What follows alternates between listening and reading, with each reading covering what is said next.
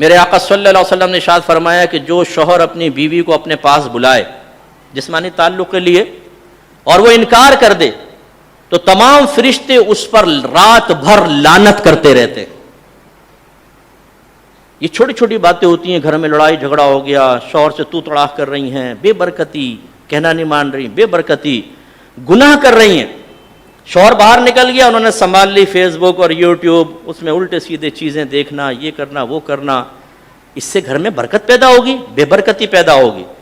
پھر جب بے برکتی اپنا اثر دکھاتی ہے تو پھر وہ ہم جیسے یا جیسے علماء تشریف فرمائے سب کے ساتھ ایسا ہوتا کہ فون آیا، مفتی صاحب ذرا چیک کیجئے گا پتہ نہیں کس کمبخت نے جادو کروا دیا گھر پہ. اچھا آپ نماز پڑھتے ہیں؟ نہیں. روزہ رکھتے ہیں؟ نہیں. قرآن پاک کی تلاوت؟ نہیں. علم دین سیکھا ہے؟ نہیں. آپس میں گالی گلوچ تو چلتی ہوگی؟ جی ہاں تھپڑ بھی مارتی ہوں میں تو. اچھا بچوں کی تربیت کی ہوگی؟ نہیں. شوہر سے بدتمیزی ہو، سینے پہ چڑھ چڑھ کے گفتگو، لیکن جادو کروا دیا کسی نے. بھائی کسی نے جادو نہیں کروایا، سب سے بڑے جادوگر آپ خود ہیں. گھر میں نحوست آپ نے پھیلائی ہوئی ہے.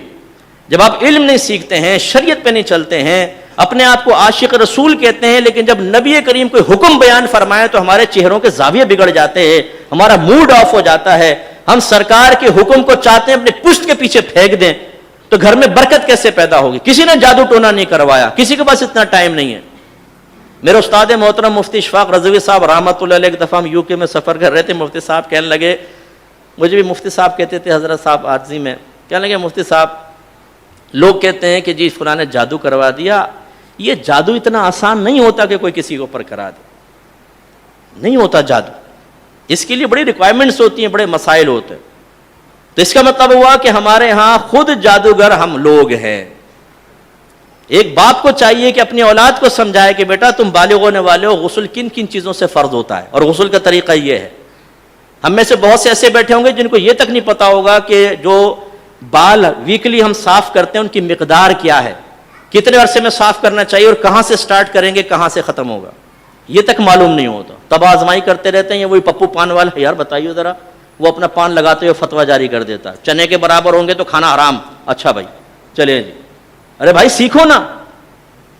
بچہ ساتھ بیٹھ کر برہنہ ڈانس دیکھ رہا ہے، وہ شرم کی بات نہیں ہے. گالی گلوچ کر رہا ہے، شرم کی بات نہیں ہے. لیکن ابا شرما رہے ہیں کہ میں غسل کے مسائل بیٹے کو بتاؤں، منہ زیر ناف کے بارے میں بتاؤں، اس میں شرم آ رہی ہے بہت زیادہ. ابا بیٹا جو چاہے کر رہا ہے، دوستوں سے مشورے کر کر کے، انگلش موویز دیکھ دیکھ کر جسمانی تعلقات کے بارے میں کہ کیا لیمیٹیشنز ہیں وہ پتہ ہی نہیں ہوتی نوجوانوں کو. سیکھتے تو ہیں نہیں، کیا کیا گناہ ہو رہے ہیں گھروں کے اندر میاں بیوی کے تعلقات کے بارے میں.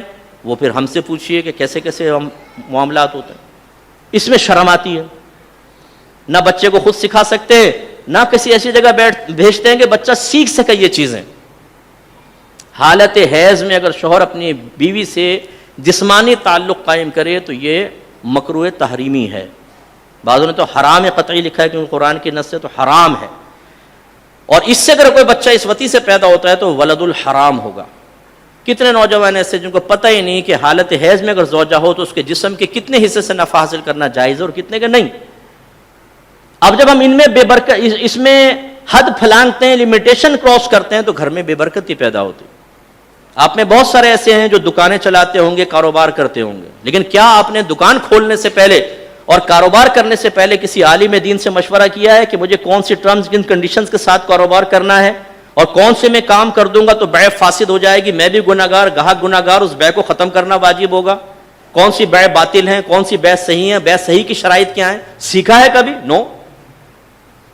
علاقہ اچھا ہو، دکان کارنر والی ہو، چلتی ہو، بس. اس کے بعد طریقہ کیا ہے باقی سب اللہ جانے، اس کا رسول جانے، معاف کر دے گا اللہ تعالیٰ. گھر میں جب بے برکتی والا رزق آئے گا، حرام رزق آئے گا، تو کیسے برکت پیدا ہوگی؟ سیکھنے کی ضرورت ہے. ایک صاحب کو میں نے درس قرآن کی دعوت دی. کہنے لگے مفتی صاحب ٹائم کہاں ہے، بیوی بچوں کے لیے حلال کمانا بھی تو عبادت ہے. میں نے کہا کمانا بھی عبادت ہے یا کمانا ہی عبادت ہے؟ بھی اور ہی میں فرق ہے، ٹھیک ہے نا. آپ یہ بھی لیجئے، کھانا کھا رہا ہو نا مہمان، یہ بھی لیجئے یہ بھی لیجئے، دونوں کو شامل کر لو. یہ ہی لیجئے اس کا مطلب کیا ہے؟ ادھر ہاتھ نہ بڑھانا آپ. تو میں نے پوچھا بھائی بھی یا ہی؟ دوسری بات میں نے کہا انتہائی دائرہ میں رہ کے کویسچن، یہ بتائیں رزق حلال کہتے کس کو ہے؟ یہ آپ سب سے بھی میرا کویسچن ہے. آپ اٹھ کے جواب نہ دیں، سوچیے رزق حلال کسے کہتے ہیں، رزق حرام کسے کہتے ہیں، سوچیں ذرا. بولتے بھائی ہم نے تو اپنے بچوں کو حلال کھلایا ہے. اچھا حلال کھلایا, جو کھلایا بتائیں وہ تھا کیا؟ تو جب میں نے اس سے پوچھا نا, کہنے لگا اچھا آپ بتائیں. میں نے کہا کھلا آپ رہے ہیں, بتاؤں میں؟ یہ اسے یہ نہیں پتا کیا کھلا رہا ہوں, لیکن ہے وہ حلال. جیسے میں کہوں کہ آپ سب پکشو ہیں اور پکشو جو ہے وہ جنت میں جائے گا, آپ کہیں پکشو کیا ہے, میں کہوں یہ تو پتہ نہیں. ہے نا مزہ کا خیز بات, جس چیز کا دعویٰ کر رہے ہیں اس کے بارے میں معلوم ہی نہیں ہے. رزق حرام اور حلال کی آسان سی میں آپ کو ایک ڈیفینیشن بتا دیتا ہوں. اللہ تعالیٰ اس کے رسول نے رزق کمانے کا, جس چیز کو کمانا ہے, جس طریقے سے کمانا, اسے ایک طریقہ بتایا ہے. اس کی کچھ شرائط ہیں, کچھ اس کے لاز ہیں, قوانین ہیں, کچھ حدود اور قیود ہیں, لمیٹیشنز ہیں. جو اس علم کے ساتھ ان حدود, قیودات, شروط کا لحاظ رکھ کر رزق کمائے حلال, اور جو قوانین کو توڑ کر, حدود کو پھلانگ کر کمائے, وہ رزق حرام یا مکروہ ہو جاتا ہے.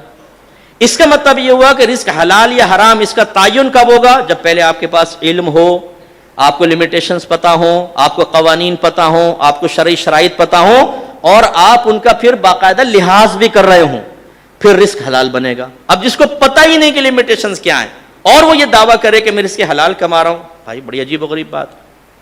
آپ اگر جاب کرتے ہیں کسی آفس میں, کسی فیکٹری میں, یا آپ ٹیچر ہیں, صبح 8 سے شام 5 فرض کر لیں آپ کی ڈیوٹی ہے, تو آپ اجیر خاص کہلائیں گے.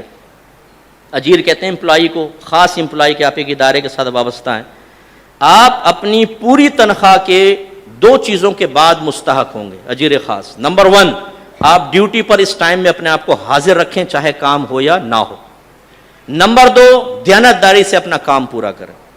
پھر کام کے 3 درجے ہوتے ہیں, اعلیٰ درجہ, اوسط درجہ, ادنا درجہ. اگر پہلے سے کوئی طے نہیں ہوا آپ کی فیکٹری آفس میں, کم از کم اوسط درجے کا کام, پھر آپ پوری اجرت کے مستحق ہوں گے. لیکن ہمارے یہاں کیا ہو رہا ہے, ہو سکتا ہے کوئی گورنمنٹ جاب والا بیٹھا ہو تو بولے گا کاش میں نہ بیٹھتا آج مفتی صاحب کے سامنے, خواہ مخواہ ڈسٹرب کر کے چلے گئے. ڈیوٹی شروع ہوتی ہے 9 بجے, پہنچتے ہیں 11 بجے. پھر اپنے پارٹنر کو کہتے ہیں یار ادھر لگا دیو نا, کہتے ہیں ہاں وہ 9 ہی لکھے گا نا. پھر شام کو یار آج وہ پاکستان کا میچ چل رہا ہے, ذرا جلدی نکلنا ہے. وہ کہتا ہے بے فکر رہے, تو نے میرے ساتھ تعاون کیا, بھائی تیرے ساتھ تعاون کرے گا. 1 گھنٹے پہلے نکل گئے, لکھتے پوری تنخواہ لے لی. یہ جو 3 گھنٹے آپ نے کام نہیں کیا اور تنخواہ لی اور وہاں حاضر نہیں تھے, بھاگ گئے, یہ حرام ہے آپ کے لیے. یہ اگر اپنے بچوں کو کھلائیں گے, آپ حرام کھلا رہے ہیں ان کے منہ کے اندر. تو ناراض مت ہوں. وہ باپ جو یہ کہتا ہے کہ میں بچوں کو حلال کھلا رہا ہوں, پہلے وہ حلال کی تمیز تو پیدا کرے, وہ اس کا علم حاصل کرے, جو کوئی مشکل نہیں ہے. اس کے بعد بالکل سکون سے طیب اور حلال کمائے اور اپنے بچوں کے پیٹ میں اتارے. وہ رگوں میں جائے گا, وہ آنتوں میں پہنچے گا, برکت پیدا ہوگی, بچے فرما بردار بنیں گے, نیک بنیں گے.